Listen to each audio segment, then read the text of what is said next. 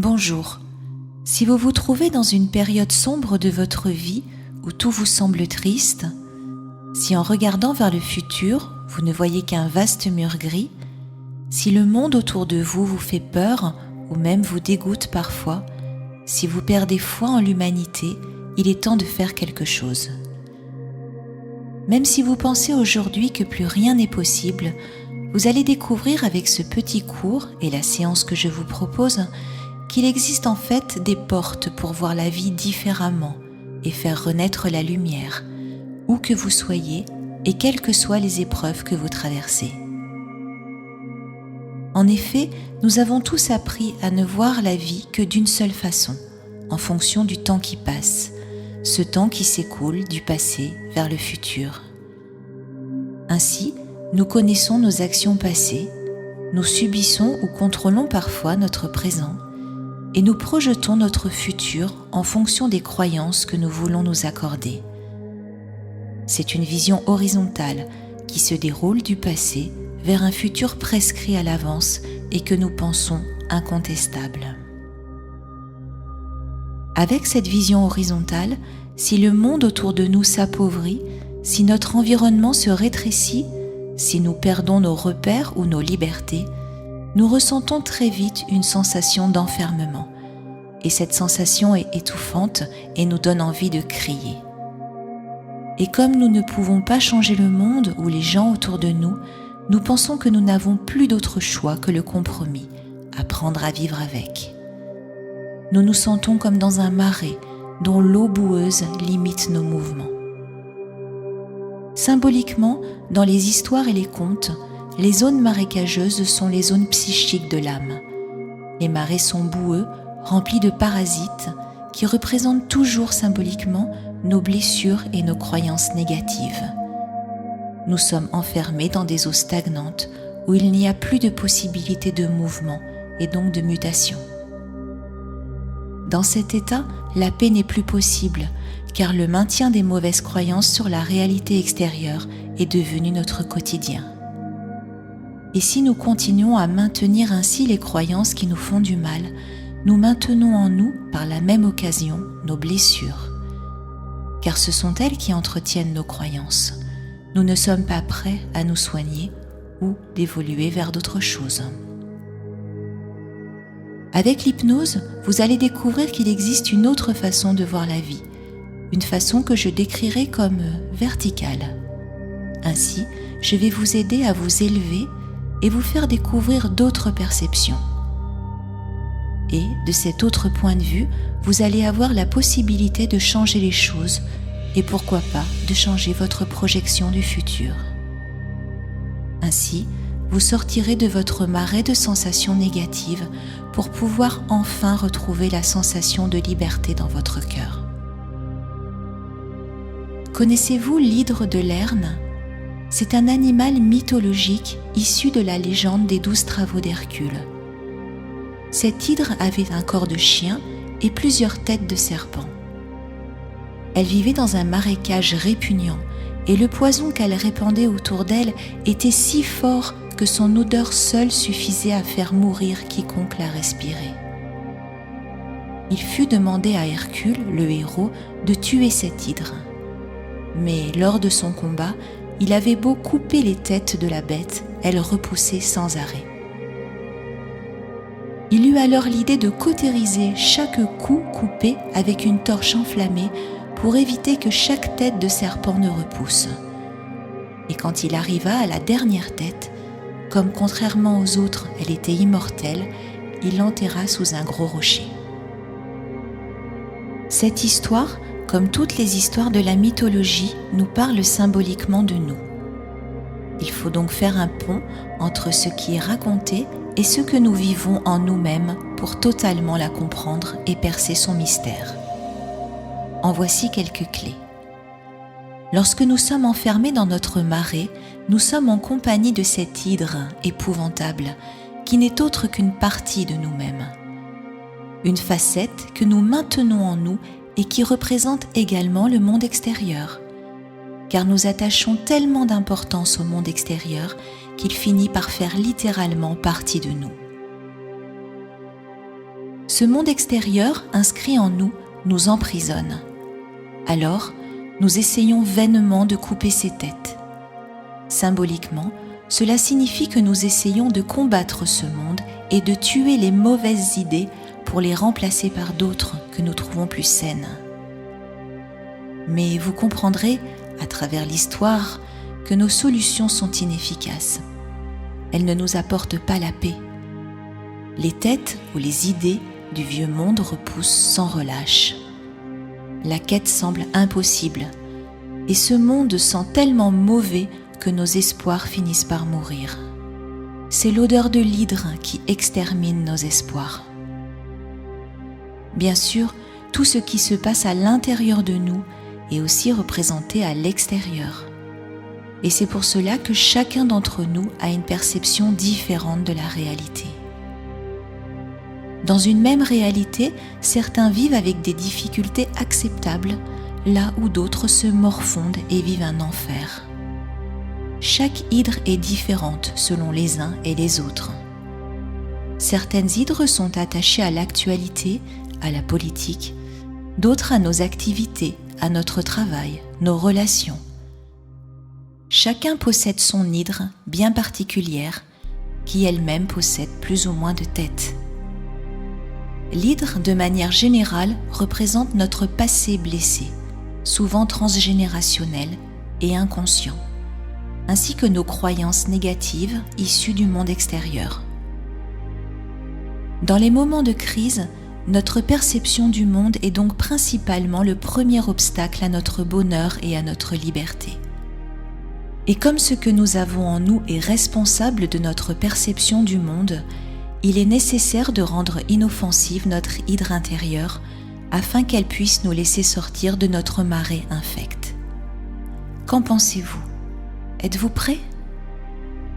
Rappelez-vous, travailler sur vous ne changera pas les personnes autour de vous, ni votre environnement. Mais en changeant votre perception et en nettoyant les blessures qui bloquent vos mouvements, vous aurez la liberté de changer votre vie, et ceci, quel que soit votre pays et ce que vous subissez. Vous vous rendrez compte que les possibilités existent pour échapper à la morosité, la peur et la paralysie, car vous n'aurez plus peur de bouger. Vous vous rendrez compte que les prisons dans lesquelles vous vous sentez enfermé ne sont que des chimères, certes issues du monde extérieur, mais que vous êtes seul responsable à entretenir et à rendre réel par votre acceptation plus ou moins inconsciente. Vous êtes prêts ? Je vous propose donc de prendre quelques bonnes respirations profondes et de fermer vos yeux si ce n'est pas déjà fait. Et tout d'abord, prenez bien conscience des sensations de votre corps, des pieds à la tête. Ressentez bien vos pieds et imaginez qu'ils s'enfoncent légèrement dans la terre, comme si vous aviez des racines sous la plante des pieds qui vous maintiennent sur notre planète, comme un arbre. Et ressentez votre enracinement. Cette sensation de confort et de fermeté vous montre que vous êtes bien enraciné dans la réalité de la vie. La terre vous nourrit et vous pouvez même ressentir son énergie qui remonte dans les racines de vos pieds pour nourrir votre corps entier.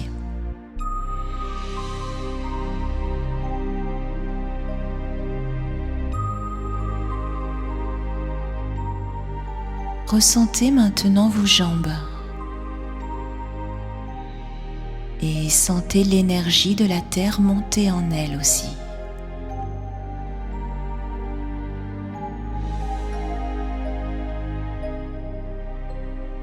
Puis ressentez vos cuisses,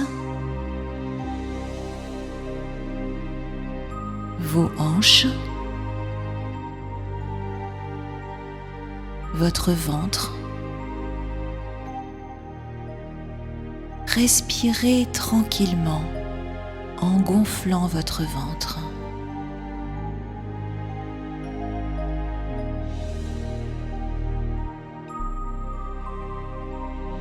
Ressentez maintenant tout en même temps vos pieds, vos jambes,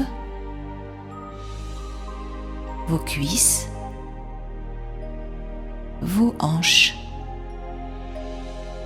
votre ventre. Respirez tranquillement.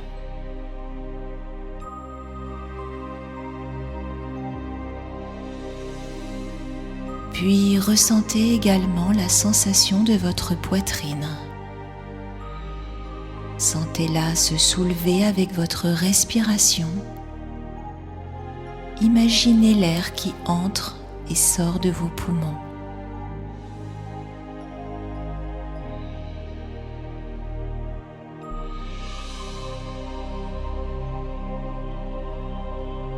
Ressentez maintenant vos épaules.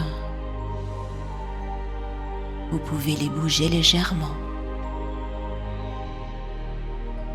Ressentez votre cou.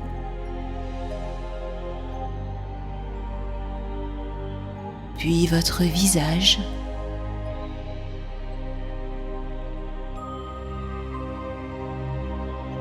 Et remontez votre sensation jusque vers le haut de votre tête.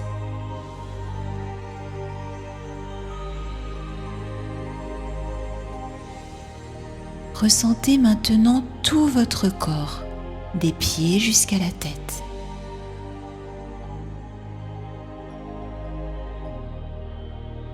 Puis maintenant, vous allez imaginer que vous grandissez. Tout votre corps va grandir. Il est toujours bien enraciné à la terre et il va se mettre à grandir. Grandir encore. Comme un arbre qui devient de plus en plus grand et de plus en plus large. Un arbre qui pourrait, au fur et à mesure de sa croissance, prendre en compte tout ce qui existe autour de lui et s'en imprégner complètement. Ainsi vous êtes cet arbre qui grandit, mais également tout ce qu'il y a autour de vous.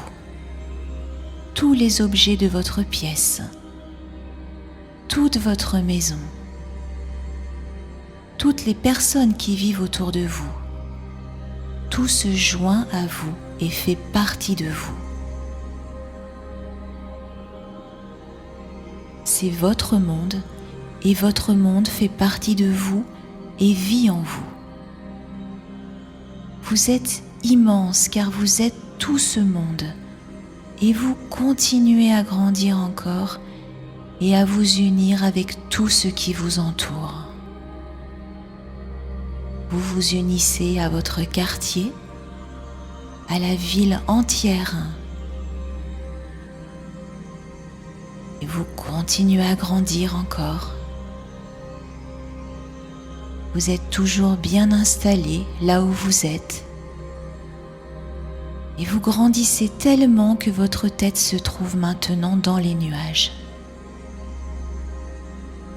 Vos pieds sont toujours reliés à la terre, enracinés. Et vous pouvez regarder tranquillement tout ce qui se trouve autour de vous, plus bas. Vous n'êtes plus juste vous, le petit humain. Vous êtes immense. Vous êtes toute cette ville. Et vous êtes tous ces gens. Et lorsque vous regardez vers vos pieds, vers vos jambes, vous regardez ces parties de vous, ces reflets de votre grand vous, toutes ces petites personnes qui s'agitent et qui se croient seules dans l'univers, isolées ou séparées, alors que vous ressentez tout. Et vous prenez conscience que vous êtes vous et eux à la fois. C'est presque amusant, tous ces petits êtres. Ils sont tellement petits et tellement nombreux à s'agiter dans vos pieds, dans vos jambes, tout petits et se croyant tous si grands, pleins de certitudes. Cela peut vous faire sourire. Ressentez et observez toutes ces petites vies, leurs petits problèmes, leurs petites relations. Et tout cela est très important pour eux. Et imaginez ce qu'ils pourraient faire s'ils étaient à votre place, s'ils savaient qu'ils étaient tout, immenses comme vous, tout, et en même temps, eux, comme vous. Vous êtes, vous, installé peut-être dans votre fauteuil ou dans votre lit, et en même temps, vous êtes tout le monde, toute la ville, et même pourquoi pas tout le pays si vous décidez de grandir encore. Vous pouvez même vous sentir être toute la terre, pourquoi pas. Il n'y a rien d'impossible. Vous pouvez bien l'imaginer et le ressentir en vous. Il vous suffit de grandir et de grandir encore. À chacune de vos respirations, vous grandissez. Vous pouvez ouvrir vos bras et accueillir tout ce qui vit. Et là, quand vous regardez plus bas, vous pouvez voir que votre corps est cette terre bleue, si belle, éclairée par le soleil. Vous êtes vous, installé là où vous êtes, et en même temps cette terre, si belle. Respirez tranquillement. Sentez-vous être la terre.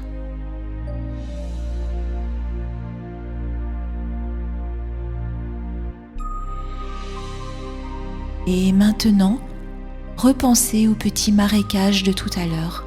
Vous savez, celui dans lequel vous vivez depuis quelque temps avec votre hydre. Regardez en bas, peut-être au niveau de vos pieds ou de vos jambes, très très bas. Vous pouvez apercevoir ou imaginer ce marécage qui sentait si mauvais lorsque vous étiez le tout petit vous vous souvenez ? C'était votre petite vie, toute petite, qui se trouve maintenant peut-être juste aussi grosse que votre pied, ou une partie de votre pied, ou même juste un de vos orteils. Penchez-vous en pensée pour l'examiner, et de votre hauteur, de votre grandeur retrouvée, ressentez comme ce marécage malodorant et tout petit, minuscule en fait. Il n'a vraiment pas beaucoup d'importance, car vous êtes si grand et vous avez la possibilité de vous déplacer partout ailleurs, plutôt que de rester fixé là à regarder ce marécage inintéressant. Pourtant, il peut vous venir à l'idée de nettoyer cette part de vous, ce bout de pied ou ce bout d'orteil qui sent si mauvais. Car l'hydre y habite. Elle se nourrit de toutes vos blessures, des blessures que vous avez accumulées depuis tellement de générations. Elle se nourrit aussi de la détresse et de l'inconscience primitive des petits humains autour de vous. Ces petites choses primitives qui font aussi partie de vous. Rappelez-vous, vous êtes tous liés. C'est comme s'il s'agissait de petites parties de vous qui ne sont pas encore arrivées à maturité. Et vous ne leur en voulez pas, elles sont vous aussi. Et vous êtes tellement vaste vous-même que vous pouvez éprouver ce sentiment qu'ont les adultes quand ils voient les enfants faire des bêtises. Vous ne pouvez pas leur en vouloir. Certaines bêtises sont plus importantes que d'autres, c'est vrai. Mais ce ne sont que des enfants. Ils ont tellement de sensations à expérimenter, tellement de choses qu'ils ne connaissent pas encore. Les enfants n'ont pas encore la possibilité de se sortir des marais. Il leur faut apprendre, et c'est un apprentissage qui est long. Vous le savez, car vous aussi vous êtes en train d'apprendre. Et ces enfants sont aussi des parties de vous. vous ne pouvez pas vous couper l'orteil quand même. Mais vous avez envie de vous laver, de laver cette partie de la vie de votre petit vous et votre hydre, avec toutes ces têtes de serpent. Alors, tel le héros Hercule, vous allez visualiser votre hydre. Vous la voyez bien en face de vous, et comme Hercule, vous allez couper chacune de ces têtes, couper ces nombreuses têtes, et surtout, pensez à cautériser avec une torche enflammée chaque coup que vous coupez. Votre torche sera allumée par les rayons du soleil. Vous imaginez l'hydre? Vous imaginez ses têtes? Alors allez-y, nettoyez tout ça. Coupez les têtes de l'hydre. Je vous laisse faire.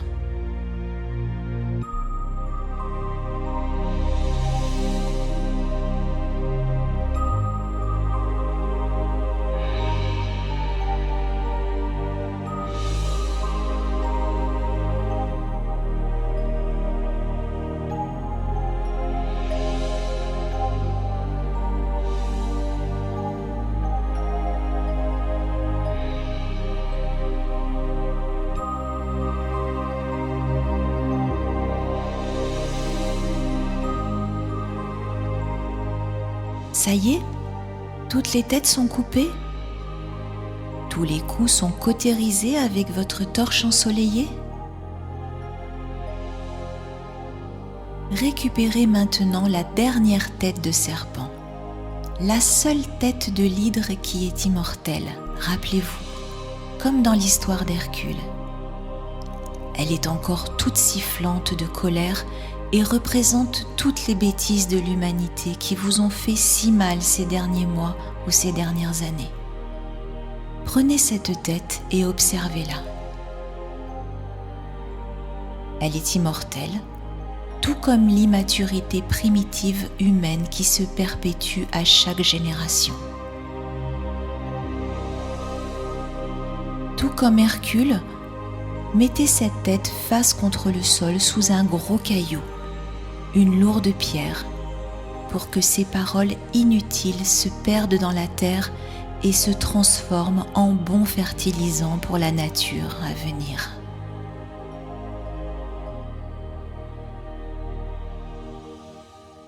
Vous n'aurez plus à vous soucier de tout ça, car vous savez que les paroles de l'hydre représentent les mauvaises pensées, et qu'en les renvoyant à la terre, vos mauvaises pensées ou celles que l'on vous envoie, elles vont devenir des paroles inertes. Elles ne pourront plus vous atteindre. Et s'il y a une liberté inaliénable qui existe, c'est bien celle-ci. Donc respirez tranquillement, car votre hydre, elle a disparu. Sans ces têtes sifflantes, elle n'est plus rien pour vous. Votre marée va pouvoir s'auto-nettoyer et la puanteur va partir et être remplacée par l'odeur des fleurs de printemps.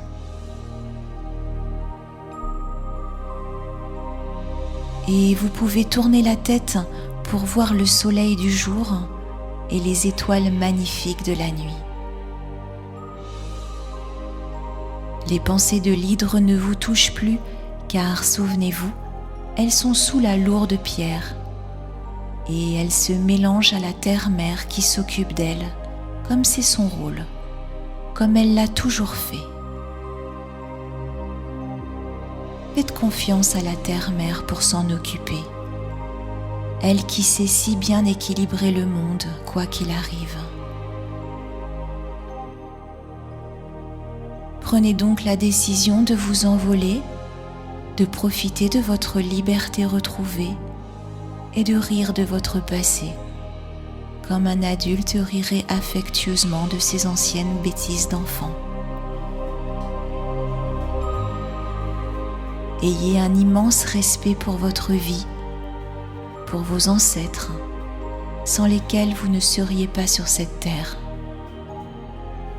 Un immense respect et aussi de l'amour.